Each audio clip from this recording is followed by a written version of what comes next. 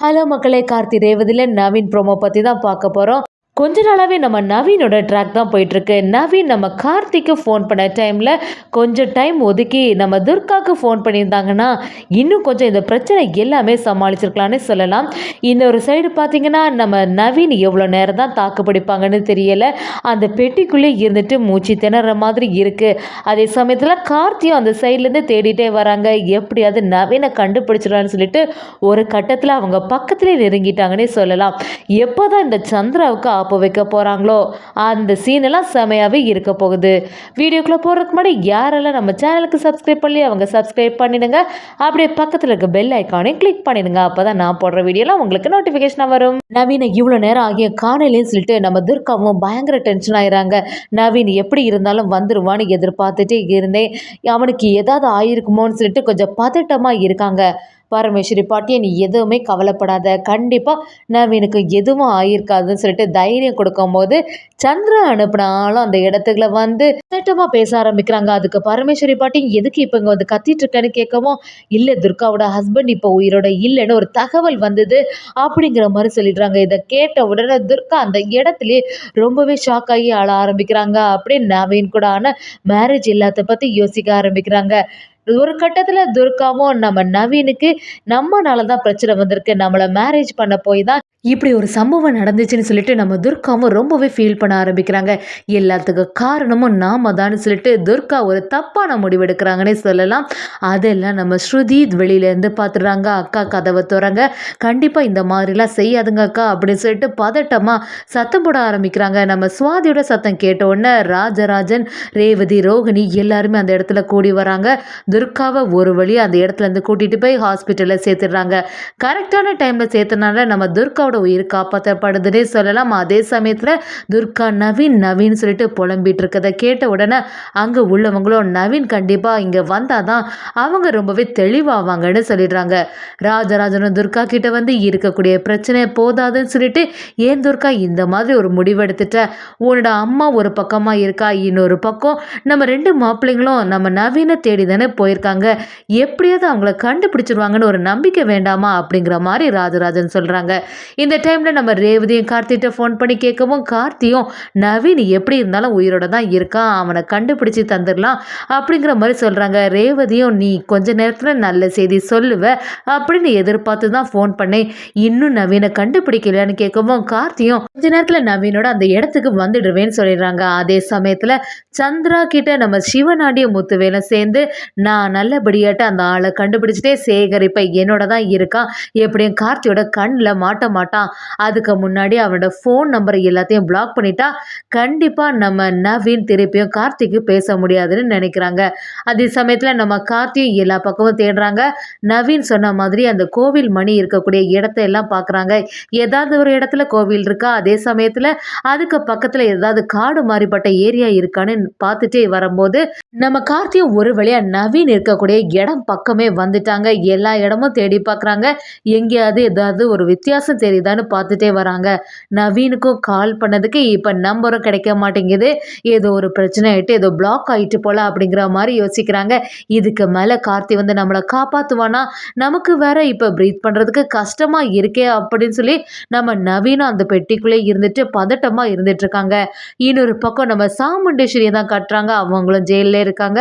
அவங்க எல்லாத்தையும் யோசிச்சுட்டு பார்த்துட்டு இருக்காங்க. எப்படி இருந்தாலும் கார்த்தி மாப்பிள்ள கரெக்டான டைமில் நவீனை கூட்டிகிட்டு வந்துடுவாங்க, எல்லா உண்மையை நிரூபிப்பாங்க அப்படிங்கிற மாதிரி நம்ம சாமுண்டேஸ்வரி நினச்சிட்டே இருக்காங்க. சிவனாண்டிய சந்திரா கிட்ட வந்து நம்ம நினைச்ச மாதிரி எல்லாமே கரெக்டாக நடக்குது சந்திரா, கண்டிப்பாக இந்த சேகர் இருக்கக்கூடிய இடத்த கார்த்தி வந்து சேரவே முடியாது, அதே சமயத்தில் நவீனை எந்த இடத்துல புதைச்சி வச்சிருக்கோன்னு அவன் கண்டுபிடிக்கவும் முடியாது அப்படிங்கிற மாதிரி யோசிக்கிறாங்க. மயில் வாகனமும் கார்த்தியும் ஒரு பக்கமாக தேடிட்டு இருக்கும்போது மயில் வாகனத்துக்கு ஒரு இடம் ஞாபகத்துக்கு வந்துடுது. அன்னைக்கு நம்ம இந்த இடத்துல தானே ஒரு பெட்டியை பார்த்தோம் அப்படிங்கிற விஷயத்த நம்ம கார்த்திகிட்ட சொல்லவும், கார்த்தியும் என்ன சொல்கிறீங்க நீங்கள், இவ்வளோ லேட்டாவா இதெல்லாம் சொல்லுவீங்க, எங்கள் சகல அப்படின்னு விசாரிக்கும் போது கரெக்டாக அந்த இடத்துக்கு போயிடுறாங்க. நம்ம நவீனை ஒரு வழியாக அந்த இடத்துலேருந்து மீட்டெடுக்கிறாங்க. நவீனும் அரை மயக்கத்தில் இருக்காங்க. இதை பார்த்த உடனே கார்த்தி அப்படியே ஷாக் ஆகிடுறாங்க. நவீனுக்கு என்னவா இருக்கும் அப்படின்னு சொல்லிட்டு ரொம்பவே பதட்டமாக நவீனை கூட்டிகிட்டு ஹாஸ்பிட்டலுக்கு வந்துடுறாங்கன்னே சொல்லலாம். அந்த சைடு நம்ம துர்காவும் இருக்காங்க. நவீன் அந்த இடத்துல வந்ததை பார்த்த உடனே துர்கா அப்படியே பதட்டம் ஆயிடுறாங்க. நவீனுக்கு என்ன ஆச்சு அப்படின்னு விசாரிக்கும் போது நம்ம கார்த்தியும் எந்த பிரச்சனையும் இப்போதைக்கு இல்லை, கண்டிப்பாக மயக்கத்தில் தான் இருப்பான், நீ எதுக்குமே கவலைப்படாத அப்படிங்கிற மாதிரி சொல்கிறாங்க. துர்காவும் நவீன் நவீன் சத்தம் போட்டாலும் நவீன் எதுவும் கேட்குற மாதிரி இல்லை. ஒரு விளையாட்டு அங்கே அவங்களுக்காண்டி ட்ரீட்மெண்ட் நடந்துட்டுருக்கு.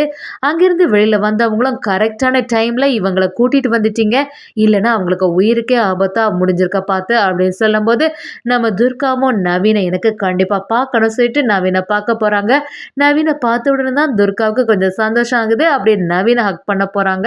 கரெக்டாக நம்ம நவீனும் துர்கா நான் ரொம்பவே பயந்துட்டேன், இப்படியெல்லாம் நடக்கும்னு சொல்லிட்டு நான் கொஞ்சம் கூட எதிர்பார்க்கல அப்படின்னு சொல்லும்போது நம்ம துர்காவும் நவீன் எல்லாமே என்னோட தப்பு தான், நீ மட்டும் என்னை மேரேஜ் பண்ணாமல் இருந்திருந்தேன்னா எங்கள் அம்மா இந்த மாதிரியெல்லாம் உன்னை செய்திருக்க மாட்டாங்க அப்படின்னு சொல்லும்போது நவீனும் துர்கா கிட்ட வந்து எல்லாத்துக்கும் காரணம் அத்தை கிடையாது துர்கா, எல்லாமே இந்த சிவனாண்டி முத்துவேலோட வேலை தான். நான் அத்தை பார்த்துட்டு திருப்பி வரும்போது அவங்க ஒரு கட்டையால் நடிச்சிட்டாங்க, அதுக்கப்புறமா என்னை அரை மயக்கத்தில் இருக்க என்ன அப்படியே ஒரு பெட்டியில் போட்டு புதைச்சிட்டாங்க அப்படிங்கிற எல்லா விஷயத்தையும் சொல்ல ஆரம்பிக்கிறாங்க. இதை கேட்ட துர்கா அப்படியே ஷாக் ஆயிடுறாங்க. என்ன சொல்ற நவீன், இவ்வளோ விஷயங்கள் நடந்திருக்கா, நல்ல விளையாட்டு, கார்த்தி தான் வந்து கடைசி நேரத்தில் என்னை காப்பாத்தினா அப்படிங்கிற எல்லாத்தையும் சொல்லவும் துர்காவும் நம்ம கார்த்திட்ட நன்றி சொல்றாங்க. ரொம்பவே நன்றி மாமா, உங்களால தான் என்னோட நவீன் திருப்பி எனக்கு கிடைச்சிருக்கான் அப்படின்னு சொல்றாங்க. ராஜராஜன் நம்ம கார்த்திட்டு வந்து மாப்பிள்ளை நீங்கள் நல்ல டைமில் கரெக்டாக காப்பாற்றிட்டீங்க, அது மட்டும் இல்லாமல் சாமுண்டீஸ்வரி இப்படி ஒரு சுச்சுவேஷனில் மாட்டிகிட்டு இருக்கா, இப்போ என்ன பண்ணுறது சொல்லவும் நம்ம துர்காவும் எப்படியாவது கம்ப்ளைண்ட்டை வாபஸ் வாங்கி நம்ம சாமுண்டீஸ்வரியை விடுவிக்கிறாங்க. அப்படியே துர்கா சாமுண்டீஸ்வரி கிட்ட வந்து அம்மா என்னை மன்னிச்சிடுங்க, நான் செய்தது எல்லாமே தப்பு தான், உங்கள் மேலே நான் கொஞ்சம் சந்தேகப்பட்டுட்டேன், நடந்தது எல்லாமே அதே மாதிரி தானே இருந்துச்சு, அதனால தான் இப்படி பண்ணேன் அப்படிங்கிற மாதிரி துர்கா சொல்லவும் சாமுண்டீஸ்வரி அதை கேட்குற மாதிரி இல்லை, என்னதான் இருந்தாலும் நீ இப்படி பண்ணிட்டுல, நீ இனிமே என்னோட பொண்ணே கிடையாது அப்படிங்கிற மாதிரி சாமுண்டீஸ்வரி துர்காக்கு மேலே என்ன கோபத்திலே இருக்காங்க. இன்னொரு சைடு பார்த்தீங்கன்னா சந்திரா, சிவனாண்டி, முத்துவேல் எல்லாருக்குமே இந்த நியூஸ் தெரிய வருது. கார்த்தி காப்பாத்திட்டாங்கன்னு சொல்லிட்டு விஷயம் தெரிஞ்ச உடனே சந்திரா அந்த இடத்துல பயங்கரமா டென்ஷன் ஆகிறாங்க. என்ன பண்ணாலும் இந்த கார்த்தி கடைசி நேரத்தில் இப்படி வந்து எல்லாத்தையுமே சொதப்பிட்டானே, என்னோட அக்கா கொஞ்சம் வருஷத்துக்கு வெளியிலே வர முடியாது சொல்லிட்டு சந்தோஷமா இருந்த அந்த நவீன் பையன் எவ்வளோ தைரியம் இருந்தால் என்னோட ஹஸ்பண்டே இந்த மாதிரி செய்திருப்பான், அப்படிப்பட்டவனுக்கு ஒரு பெரிய தண்டனை கொடுக்கலான்னு பார்த்தா எல்லாமே சொதப்பிட்டே இனி என்ன பண்ணுவான்னு புரிய மாட்டேங்குது அப்படின்னு சொல்லிட்டு சந்திரா யோசிக்கும் போது முத்துவேல் சிவராண்டிய செமையாட்டு அதிரடியாக அதிகாரிகள் எல்லாம் அவங்கள வந்து கைது பண்ண போகிறாங்க. நம்ம கார்த்தியும் அதுக்கு துணையாக இருக்காங்க. கார்த்தி அந்த அதிகாரிகள்கிட்ட வந்து எல்லாத்துக்கும் காரணம் இவங்க தான், இவங்களை சும்மாவே விடக்கூடாது, கொஞ்சம் வருஷம் இவங்களை அடைச்சி வச்சிருங்க அப்படிங்கிற மாதிரி சொல்லவும் சிவனாண்டி முத்துவேலை அவங்க கூட்டிகிட்டு போயிடுறாங்கன்னே சொல்லலாம். அதே சமயத்தில் சாமுண்டீஸ்வரி அந்த இடத்துலேருந்து வந்துடுறாங்க. வீட்டுக்கு வந்த சாமுண்டீஸ்வரிக்கு பயங்கர டென்ஷனாக இருக்குது. எல்லாத்துக்கும் காரணம் யாருன்னு தெரியணும், அது மட்டும் இல்லாமல் நம்ம வீட்டிலேருந்து என்னோட வலையெல்லாம் யார் எடுத்துகிட்டு போயிருப்பாங்கன்னு புரிய மாட்டேங்குதுன்னு சொல்லிட்டு நம்ம சாமுண்டீஸ்வரியும் ஒரு யோசிக்க ஆரம்பிக்கிறாங்கன்னே சொல்லலாம்.